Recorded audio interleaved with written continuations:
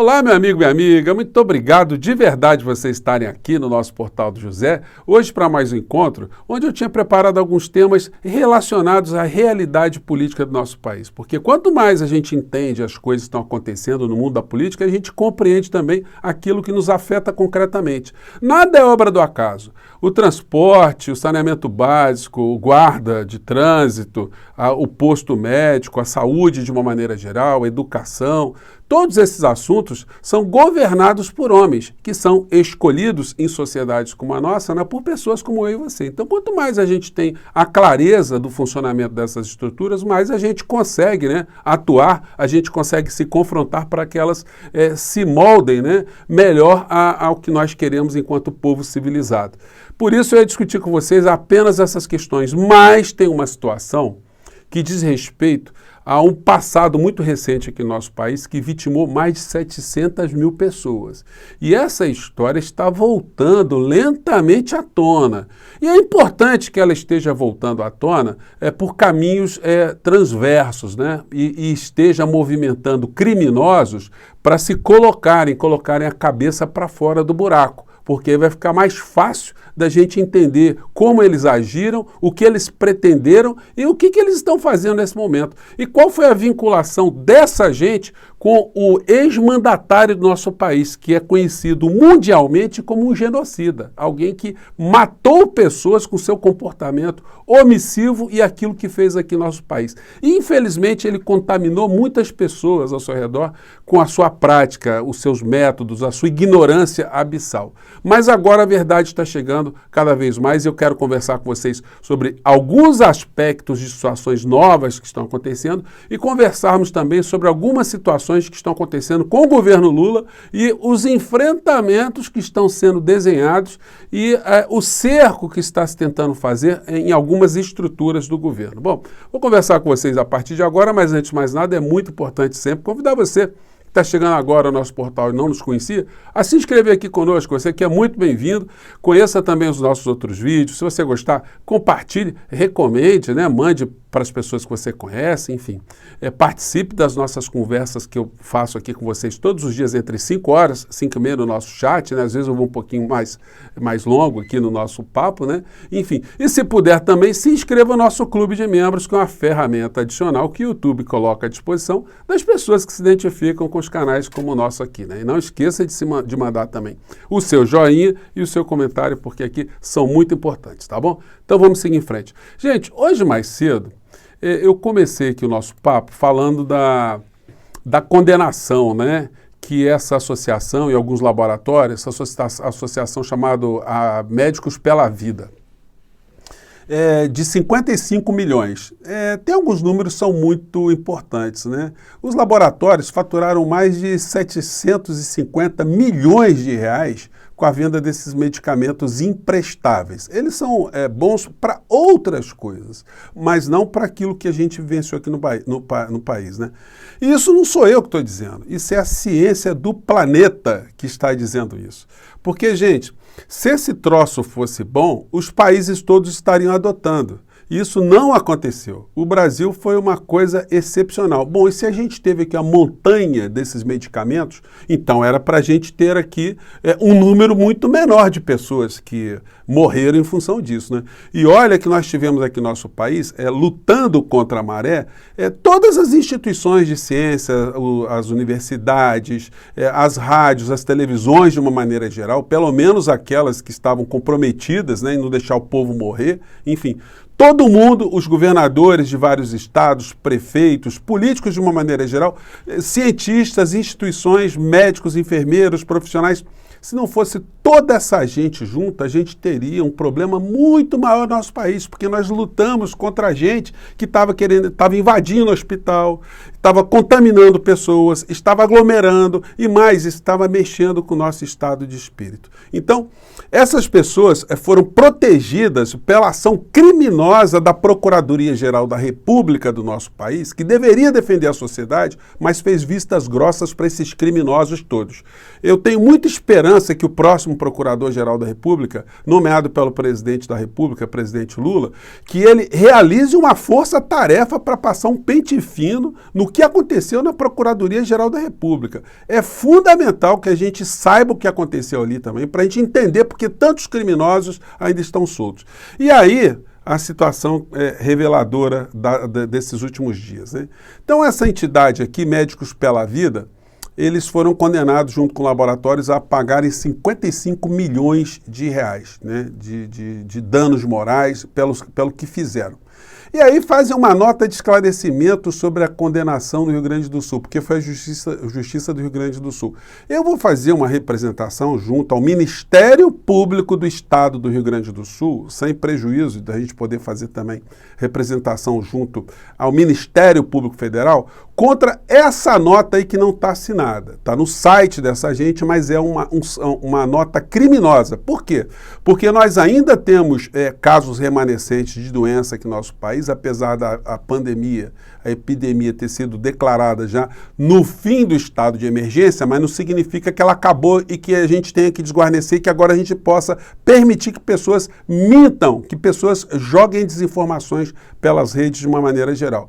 Então eles emitem aqui uma nota e dizem, ó, fomos todos surpreendidos pela decisão que foi divulgada no site do Ministério Público do Rio Grande do Sul, Ministério Público Federal do Rio Grande do Sul. É importante destacar que os Médicos pela Vida é um movimento composto por dezenas de milhares de médicos no Brasil e na América Latina, independentemente de sua ligação com a Associação de Médicos pela Vida. Durante a pandemia, esses profissionais se empenharam em estudos intensivos buscando as melhores evidências científicas de acordo com a hierarquia da medicina, tararada, e eles vão indo. E aí, a nota, gente, está dizendo aqui que eles não estavam errados, não. Errados estão todos os cientistas do planeta, eles tiveram certos, né?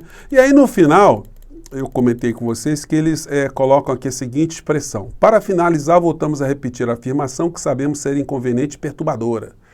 Inconveniente e perturbadora para quem, né, cara pálida? Sim, sempre existiu e continua existindo tratamento eficaz da doença, com medicamentos seguros, baratos e sem patentes. Ou seja, eles são reincidentes na mentira, na falcatrua, no charlatanismo. Milhares de brasileiros foram deixados à própria sorte. Como questiona o professor infectologista Didier Raoult, Index, tarará, e é ilegal salvar vidas? Gente, eles citam um charlatão que foi condenado na França, teve que pedir desculpas porque ele foi uma pessoa de movimentos anti-vacina. Ele continuou até poucos dias atrás dizendo que a vacina era um troço imprestável, que não existe evidência que a vacina tenha feito alguma coisa de positivo. Então o que a gente faz com um cidadão como esse? Eu não sei como é que ele está solto na França ainda, né? Isso certamente lá os franceses nunca imaginaram que pudesse ter um negacionista falando para cima e para baixo, então eles talvez não tenham condição de criminalizá-lo, mas é uma pessoa que, com o seu comportamento criminoso, atinge entidades como essa que a gente está vendo aqui no nosso país, que atinge pessoas. E aí depois você vê os comentários aqui, um monte de médico, né, escrevendo aqui, olha, eu prescrevi, graças a esse remédio, as pessoas foram salvas, outras pessoas colocando testemunhos aqui. Evidentemente, muita gente ganhou um dinheirinho, né? Na época, gente, quando surgiu essa falcatrua aí, eu andei ligando para uma série de médicos que se colocavam como médicos que iriam prescrever o tal tratamento precoce, e você não encontrava vaga porque as consultas eram caras, né, e você tinha que marcar com muita antecedência porque estavam entupidos. Eles encheram os bolsos dos jalecos, né, de dinheiro. E aí, quando você vê o resultado prático disso, a gente percebe o seguinte. Nas cidades onde as pessoas mais acreditaram no patife, no cretino, não dá como a gente falar de outra forma, né? No assassino, e que teve os cúmplices de jaleco branco também, como cúmplices, aconteceu foi isso aqui, ó. Mortalidade por Covid dobrou em cidades bolsonaristas, mostra estudo. É só vocês pesquisarem à vontade, vocês vão chegar em vários canais a essas evidências. As pessoas que mais acreditaram no genocida foram as que morreram. As cidades onde a gente teve mais pessoas envolvidas com o que estava prescrevendo o ex-presidente da República foi onde nós tivemos o maior desastre. cidades que mais apoiaram o Bolsonaro em 2018 tiveram as piores taxas de mortalidade por Covid de 2021, aponta estudo da Lancet, que é a revista mais prestigiada, né, no campo da medicina. E aí eu pesquisei aqui um jornal francês, aqui está traduzido para o português, que diz o seguinte: professor Didier Raoult, temos provas que a vacina não funciona de jeito nenhum. Isso aí foi de janeiro de 2022, gente. O cara estava dizendo isso. E aí tem vídeo que ele confirma esse tipo de situação. É só, eu vou colocar para vocês, está em francês, né? Mas dá para colocar a tradução embaixo.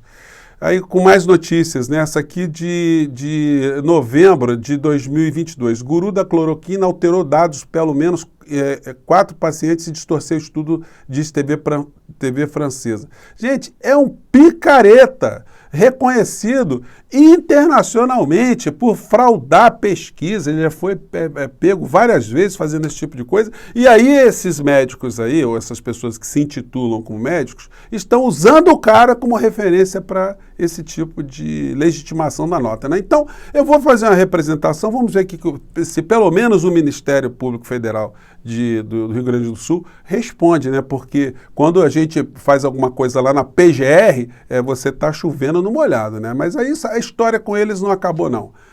Existem meios aí da gente ir para cima dessas criaturas, né? Então está aqui o indivíduo aqui colocado para vocês, né? Bom, e aí nessa parte final aqui do nosso encontro, o governo Lula.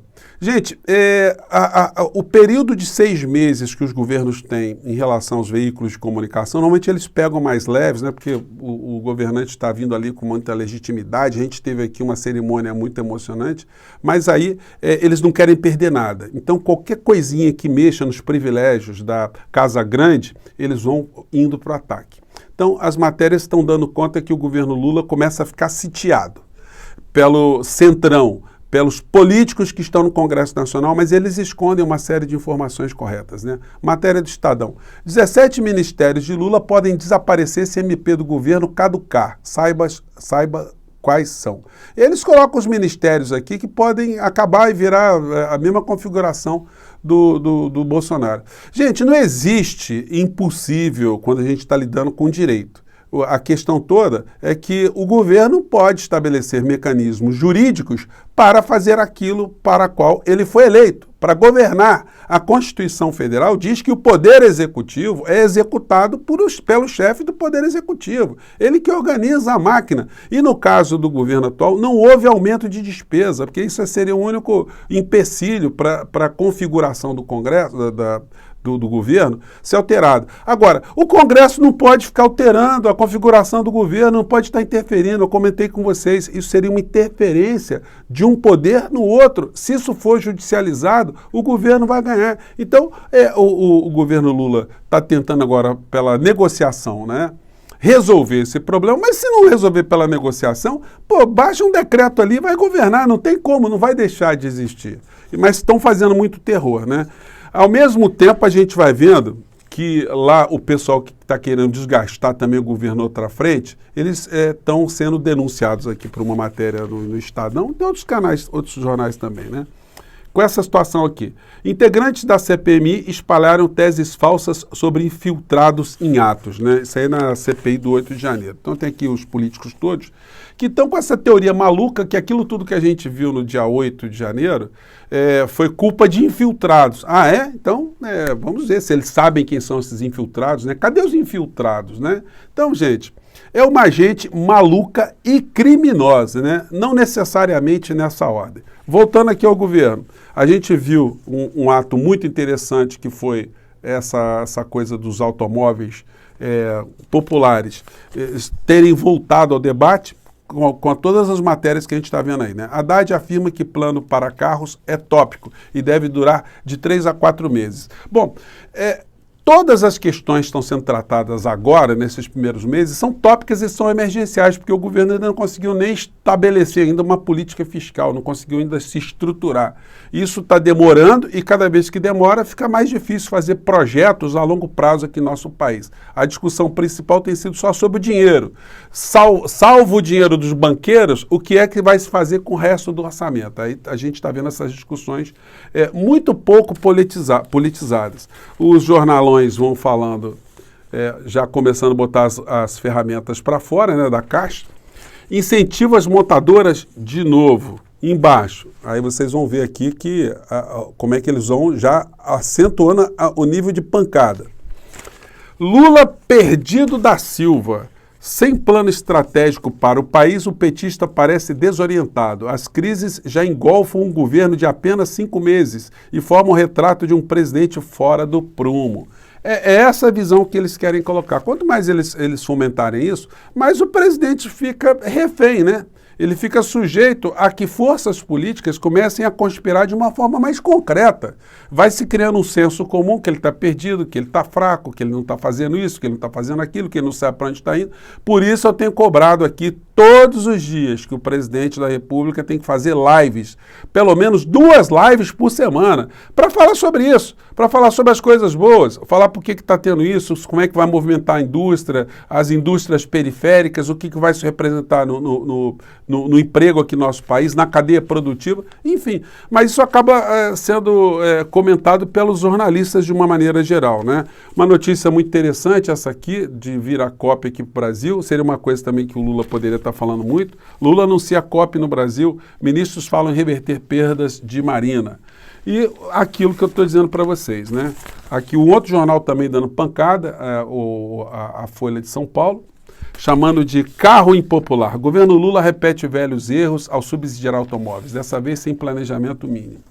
E mais notícias. Lula busca opções para reverter desmonte de MP, mas admite base frágil. Então, gente, o desenho de desgaste está todo montado. Se o presidente da República não vier para o confronto que eu digo, vir falar com a sociedade, vir escutar, ganhar apoio para conseguir mostrar para os políticos que ele não está sozinho, que ele não é essa figura que estão apresentando, aí a situação vai ficar mais complicada mesmo. E reverter no futuro um nível de corrosão muito grande fica muito mais complicado. Ainda bem que tem mais gente como vocês aqui e outras tantos, em outros canais, que estão prestando atenção nisso, estão ajudando, né, a que o governo perceba a coisa que está acontecendo, pelo menos aqui nas redes sociais. Gente, eu fico por aqui mais uma vez, um grande abraço e os criminosos de jaleco que se cuidem. Tchau.